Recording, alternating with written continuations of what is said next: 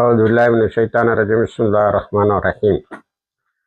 அன்பார்ந்த நேயர்களே, முழு பாலஸ்தீனத்தை நோக்கிய பயணத்தில்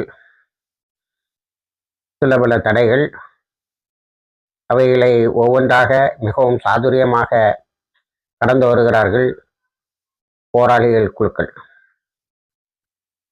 நேயர்களில் சிலர் மர்வான் பர்கோதியை ஏன் இன்னும் விடுதலை செய்யவில்லை, அவர் எப்போது விடுதலை செய்யப்படுவார் என்று கேட்டிருந்தார்கள்.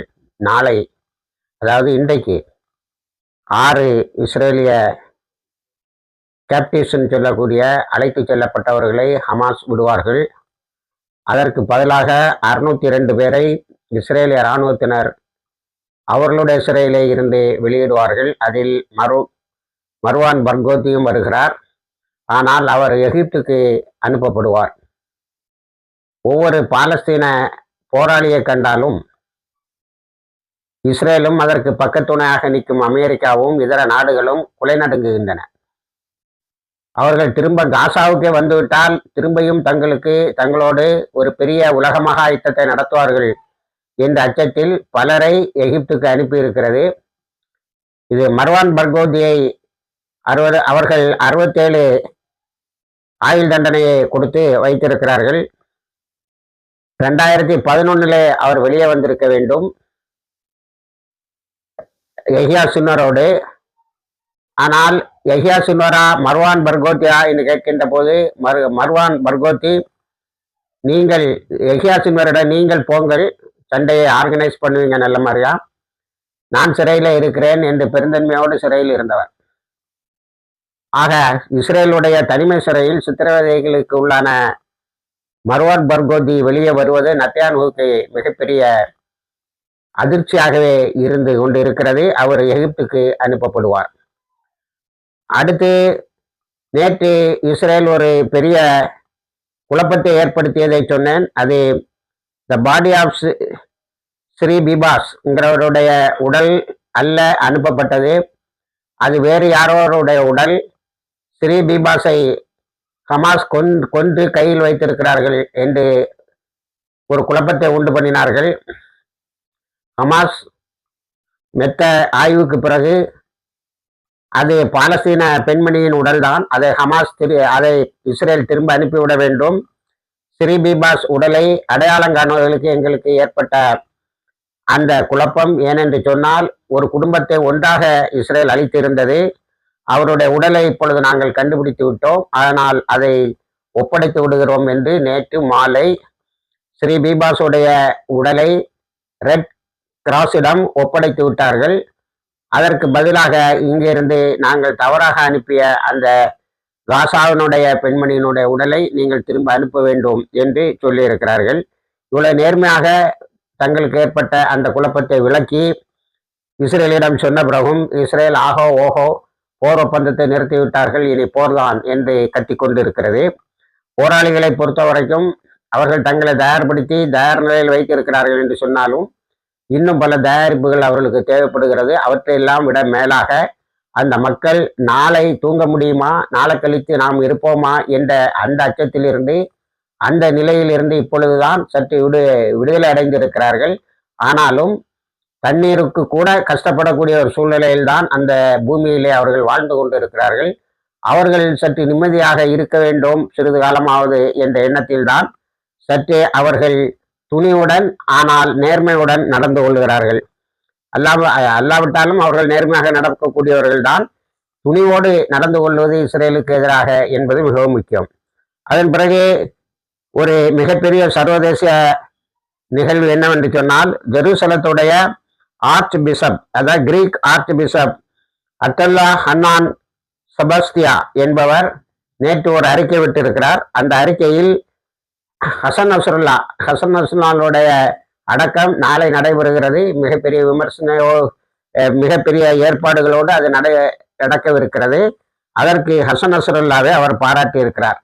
அவர் என்ன வார்த்தையை பயன்படுத்தி இருக்கிறார் என்று சொன்னால், உம்மாஸ் மாஸ்டர் ஆஃப் மார்டர்ஸ், அதாவது தியாகிகளின் தலைவர், முஸ்லிம் தியாகிகளின் தலைவர் என்று பாராட்டி இருக்கிறார். அதே போல பாலஸ்தீனர்கள் என்றைக்குமே சரணடைய மாட்டார்கள், வெள்ளை கொடியை தூக்க மாட்டார்கள். அவர்கள் போர் முகத்திலே வெற்றி பெறுவார்கள், வெற்றி பெற வேண்டும். அப்பொழுதுதான் ஜெருசலத்தினுடைய கிறிஸ்தவ அடையாளங்கள் அழிக்கப்படாமல் இருக்கும். இதுவரைக்கும் முஸ்லிம்கள் கைகளில் அது இருந்ததால் அது அழிக்கப்படாமல் இருந்தது. இப்பொழுது யூதர்கள் அதை அழிப்பதிலே குறியாக இருக்கிறார்கள். இதுவரைக்கும் 3 சர்ச்சுகளை இடித்திருக்கிறார்கள். ஆகவே யூதர்கள் கைகளில் போகக்கூடாது. பாலஸ்தீனர்கள் தங்களுடைய போரை தொடர்ந்து வெற்றியை குவிக்க வேண்டும் என்று கேட்டுக்கொண்டிருக்கிறார்கள். அதே சமயத்தில் இன்னொன்றையும் சொல்லியிருக்கிறார்கள். இந்த இஸ்ரேலிய இராணுவத்தினர், இஸ்ரேலிய ஜியோனிஸ்ட் தீவிரவாதிகள், த ஈவில் ஃபோர்ஸஸ் என்று சொல்லுகிறார். இந்த தீய சக்திகள் அரபுகள் என்றும் முஸ்லிம்கள் என்றும் முஸ்லிம்களை பிரிப்பதற்கு முயற்சி செய்கிறார்கள். அரபு நாடுகள் இதற்கு பலியாக கூடாது. அனைவரும் ஒருங்கிணைந்து ஒற்றுமையாக இருக்க வேண்டும். ஹசன் நஸ்ருல்லா புதைக்கப்படக்கூடிய நாளைய தினத்தை ஒற்றுமையின் தினமாக அவர்கள் அறிவிக்க வேண்டும் என கேட்டுக்கொண்டிருக்கிறார். இந்த அளவுக்கு ஒரு கிரீக் ஆர்க் பிஷப் அவர்கள் ஆதங்கப்படுகிறார். பாலஸ்தீன மக்களோடு நிற்கிறார். பாலஸ்தீன போராளிகள் வெற்றி பெற வேண்டும் என்று ஆசிக்கிறார் என்று சொன்னால் காரணம் என்னவென்று சொன்னால், இஸ்லாம் கட்டி காத்த கிறிஸ்தவ முஸ்லிம் ஒற்றுமை ஜெருசலத்தில். அல் குட்ஸை பொறுத்த வரைக்கும் எவ்வளோ உமர் அல்லாஹ் அவர்களுடைய காலத்தில் இருந்து எவ்வளோ இலக்கமான சூழ்நிலைகளை நாம் குறிப்பிட்டிருக்கிறோம், தனி காணொலிகளும் தந்திருக்கிறோம்.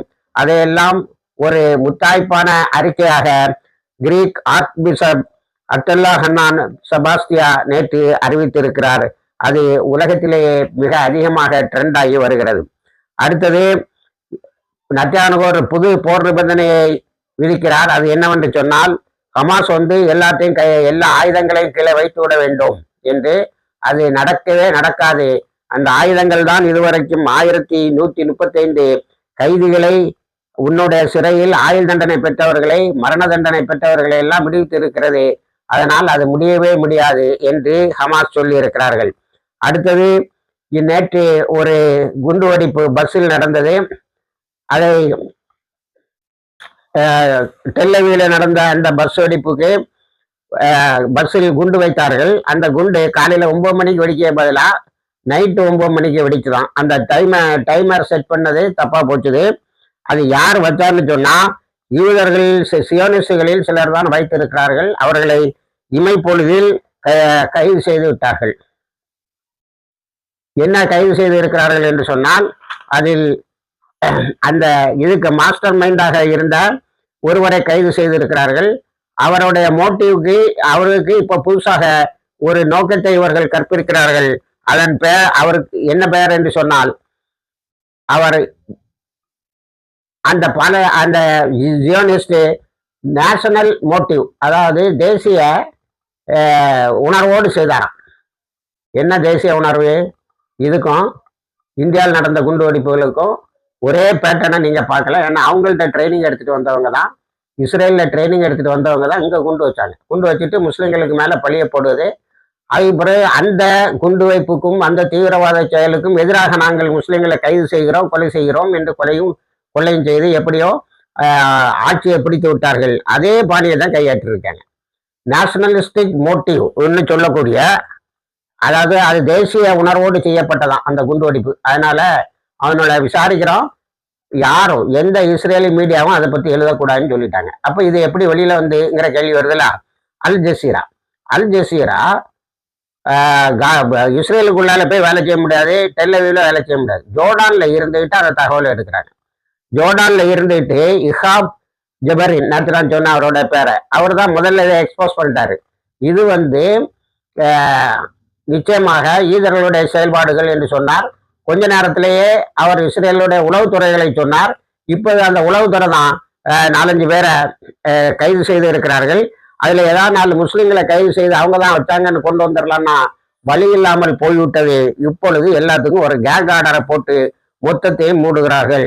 குசான் டான் என்பவனைத்தான் கைது செய்திருக்கிறார்கள். அவர் அவங்க எப்படி பெருமையோட சொல்லனா, இஸ்ரேலி சிட்டிசனா, இஸ்ரேலில் உள்ள குடிமகனா. நீங்க இங்க மும்பை அட்டாக்கா இருக்கட்டும், பார்லமெண்ட் அட்டாக்கா இருக்கட்டும், எல்லாத்தையும் ஏற்பாடு செய்துக்கிட்டு கடைசியில் எல்லாத்துக்கும் முஸ்லிம்களுக்கு பழி. அது இல்லைன்னு சொல்லி எஸ்எம் முஸ்லிம் போன்றவர்கள் ஒரு பெரிய ஆய்வை நடத்தி வெளியே தந்தால் அந்த செய்தியை வெளியே சொல்வதற்கு 1008 தடைகள். அதே போல அங்கேயும் கேக் ஆர்டரை போட்டு இருக்கிறார்கள். இப்போ அந்த குண்டு வெடிப்புல மாட்டிக்கிட்டாங்க. குண்டு வெடிப்புல மாட்டிக்கிட்டது எப்படி தெரியுமா மறைக்கிறாங்க? இஸ்ரேல் முழுவதும் ஊரடங்கு உத்தரவு. ஏன்னா தீவிரவாதிகள் உள்ள புகுந்துட்டாங்களாம். அந்த தீவிரவாதிகளிடமிருந்து தாக்குதலை தடுப்பதற்கு.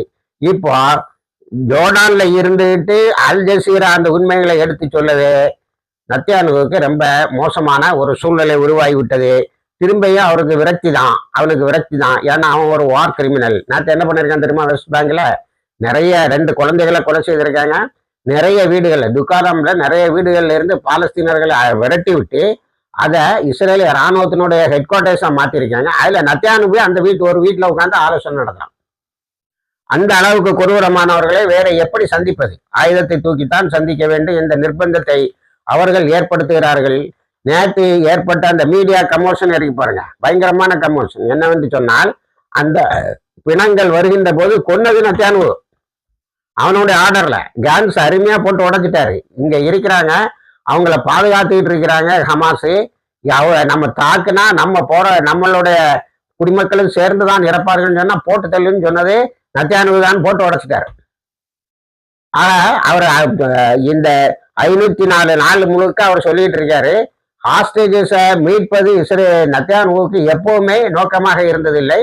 யுத்தத்தை பெரிதாக்கி கொண்டே இருக்க வேண்டும் என்பதுதான் அவருடைய நோக்கமாக இருந்தது. அவருடைய பதவிக்காக ஹாஸ்டேஜஸை கொலை செய்வதற்கு அவர் சற்றும் தயங்கவில்லை என்பதை அவர் சொன்னது ஒரு மிகப்பெரியதொரு அதிர்ச்சியை நத்தியானுவுக்கு நேற்று கொடுத்திருக்கிறது. அதனால அந்த செரிமனிக்கு வரல, இப்படி ஒரு பூகம்பத்தை கிளப்பிட்டு இங்க ஒரு குண்டையும் வச்சுட்டு மக்களோட அட்டென்ஷனை டைவெர்ட் பண்ணி ஊரடங்கு உத்தரவு போட்டான். ஊரடங்கு உத்தரவு, மீடியாவுக்கு கேக் ஆர்டர். இப்படி இருக்கிறது. இந்த நிலையிலும் அல் ஜசீராவுடைய அந்த தீர்க்கமான உழைப்பை, தீர்க்கமான இதழியல் யுக்தியை நாம் பாராட்டித்தான் ஆக வேண்டும். ஏனென்று சொன்னால், நேற்று நடக்க இருந்த மிகப்பெரியதொரு தடையை அவர்கள் நிமிடத்தில் தகர்த்திருக்கிறார்கள். அடுத்தது, இன்னைக்கு சாட்டர்டே 6 உயிரோடு இருக்கக்கூடிய கைதிகளை விடுவார்கள். 602 பேரை அவர்கள் இஸ்ரேலிய இராணுவம் வெளியிட வேண்டும் என்று இருக்கிறது. நாளை 23ஆம் தேதி ஹசன் நஸ்ருல்லாவுடைய அடக்கம் லெபனானிலே நடக்கிறது. அதற்காக மிகப்பெரிய ஏற்பாடுகளை செய்திருக்கிறார்கள். இப்படி ஒரு குண்டுவெடிப்பை நடத்தி கையங்களவமாக மாற்றிய நத்தியானு விரக்திக்கு மேல் விரக்திக்கு ஆளாகி கொண்டு வழக்கமாக அல் அக்ஸா பள்ளிவாசலில் எத்தனை பேர் தொழுதார்கள் என்பதை சொல்வது வழக்கம். நேற்று ஜும்மாவில் 40,000 பேர் தொழுது இருக்கிறார்கள். இஸ்ரேல் மிகப்பெரிய கெடுபிடிகளை ஏற்படுத்தி இருக்கிறது. இதனிடையே தான் ஆர்க் பிஷப் செபாஸ்தியனுடைய அறிக்கையும் வந்திருக்கிறது. அது இணைந்திருங்கள். எல்லா தகவலையும் கொண்டு வந்து சேர்க்கிறோம்.